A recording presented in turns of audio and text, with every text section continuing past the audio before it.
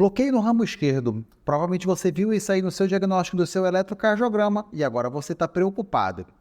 E esse vídeo eu vou responder as suas principais perguntas. O que é o bloqueio do ramo esquerdo? Quais são as causas? Quais são os sintomas? O tratamento é grave? Fica aí comigo que eu tenho certeza. Não vai não! Que todas essas dúvidas vão ser esclarecidas de uma forma simples, com uma pitadinha de humor.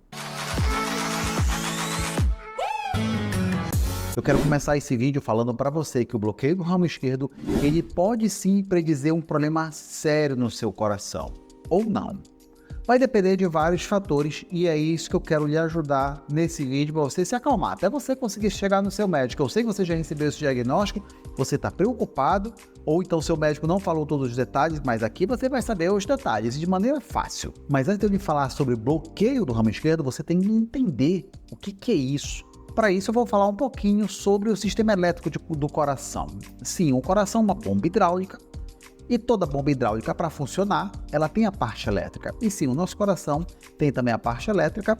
Nós temos lá na parte de cima do coração uma estrutura chamada de nó sinusal. É como se fosse a usina termoelétrica, a usina elétrica do seu coração. Ele produz um choque, esse choque caminha por esses cabos de força, e quando ela chega no meio do coração, ela vai bifurcar. Um ramo vai para o lado direito, o outro ramo vai para o lado esquerdo. Ora, o que é o bloqueio do ramo esquerdo? É alguma coisa que está bloqueando a eletricidade para o lado esquerdo do seu coração. E se bloquear o lado direito, é o bloqueio do ramo direito do coração. É dessa forma bem simples. Qualquer coisa que dificulte a passagem do estímulo elétrico não tem nada a ver com a artéria entupida. As pessoas confundem, bloqueou uma artéria do coração. Não bloqueou nada de artéria. Bloqueou a parte elétrica. É como se tivesse cortado o fio de energia e não tivesse entupido o cano. São coisas diferentes. Você pode encontrar no seu laudo escrito o seguinte: bloqueio completo do ramo esquerdo ou bloqueio incompleto do ramo esquerdo. É óbvio que se o bloqueio é completo, já o negócio é pior, né? Já está falando que é completo, cortou totalmente. E ainda existem situações que pode falar de um bloqueio persistente, quer dizer, bloqueou de forma definitiva, ou um bloqueio intermitente. O que seria esse bloqueio intermitente? Fazendo uma analogia aqui para você entender. Sabe quando a gente pega o carregador, para pegar o carregador de celular e coloca, e a gente tem que dar um jeitinho para poder funcionar? Pois é, o bloqueio incompleto é mais ou menos isso. Tem horas que conecta, tem horas que desconecta. Conecta e desconecta. É mais ou menos isso. Antes de eu responder se é grave ou não, eu tenho que falar sobre as causas. Para você saber se é grave ou não, claro, porque vai depender da causa. A primeira coisa logo que o cardiologista, quando ele bate o olho e ele vê um bloqueio do ramo esquerdo, é saber se o paciente infartou. Sim, porque é o maior medo do cardiologista. Imagine a seguinte situação: nós temos lá o ramo esquerdo passando por dentro do seu coração e você tem um infarto exatamente onde passa esse cabo de energia. Ora, esse cabo de energia é feito por células. Se a célula morre, cortou o cabo. É por isso que, quando a gente tiver bloqueio do ramo esquerdo, logo o cardiologista vai pensar que o paciente pode ter infartado. Então, a causa número 1 que vem logo na cabeça do cardiologista é doença arterial coronariana. Tanto ela na forma isquêmica, quer dizer, ela não entupiu totalmente. Vamos dizer, ela está ali 95% entupida. Está passando um pouquinho de sangue. O coração fica respirando com dificuldade, mas ainda consegue chegar sangue. Ou aí foi um infarto mesmo, entupiu totalmente. Então, doença coronariana é a primeira causa. Mas sabe qual é a segunda causa mais comum que a gente pega? Causas idiopáticas. Como é que é? O que é idiopática? Idiopática é o seguinte: o médico investigou, fez tudo o que tinha que fazer e não descobriu a causa. Eu já peguei paciente meu que nasceu com bloqueio do ramo esquerdo, paciente jovem que nasceu com bloqueio do ramo esquerdo, investigou, não achou motivo nenhum. E aí? E aí nada, o paciente vai seguir a vida, vai fazer o controle com o cardiologista, mas não tem o que fazer, eu não achei a causa. Pelo menos a medicina até hoje não conhece a causa. Que tem uma causa, tem, mas qual a causa? A medicina ainda não tem condições de descobrir qual foi o motivo que levou a isso aí. A outra coisa que pode levar também é hipertensão. O aumento da pressão dentro do ventrículo pode levar a um corte nesse ramo. Mas, doutor Cota, se não está passando energia, como é que o coração vai contrair? Porque não é energia elétrica que faz o coração contrair? Sim, gente, é a energia elétrica que faz o coração contrair. Ora, se você toma um choque, seu músculo contrai. O coração, quando ele dá um choque nele mesmo, ele contrai. Então, ele ejeta o sangue. Só que você tem que pensar o seguinte: o lado direito está recebendo energia. Então, a energia acaba passando do lado direito para o lado esquerdo. E aí vem um problema. Por quê? Porque o coração começa a bater de forma desincronizada. O coração ele tem que bater junto, direito e esquerdo juntos.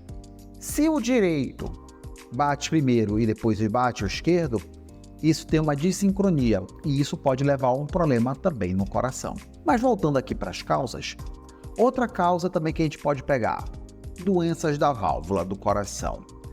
A principal, insuficiência mitral e logo em seguida estenose aórtica. Por quê? Porque essas duas alterações vão fazer aumentar a pressão dentro do ventrículo e quando aumenta a pressão dentro do ventrículo, aumenta o risco também de fazer esse corte no ramo esquerdo. Existem outras causas? Existem várias causas. Mas vou citar aqui duas rapidinho, não são tão comuns, mas pode acontecer. Seria, por exemplo, uma miocardite, uma inflamação no seu coração, um vírus foi lá no seu coração e acabou rompendo aquele ramo. E uma doença que a pessoa nasce predisposta geneticamente para ter coração grande, que chama miocardiopatia hipertrófica. Isso também aumenta o risco de fazer essa ruptura desse cabo de energia, tá? Não é artéria, não é veia. Nós estamos falando de energia. E aí vem a pergunta principal. É grave ou não é? Depende. Por que depende? Depende principalmente de dois fatores. Qual foi a causa e se está dando sintoma.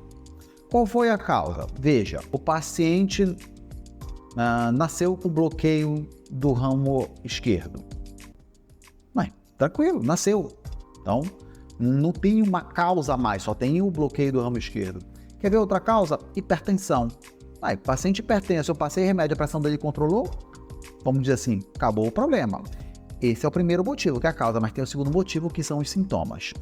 E aí, vamos entrar agora nos sintomas. O bloqueio do ramo esquerdo, diferente do bloqueio do ramo direito, ele é sim mais preocupante. Ele é sim mais grave. Até porque os estudos mostram que ele é sozinho, ele é um marcador de pior desfecho para o paciente. Ele aumenta a mortalidade.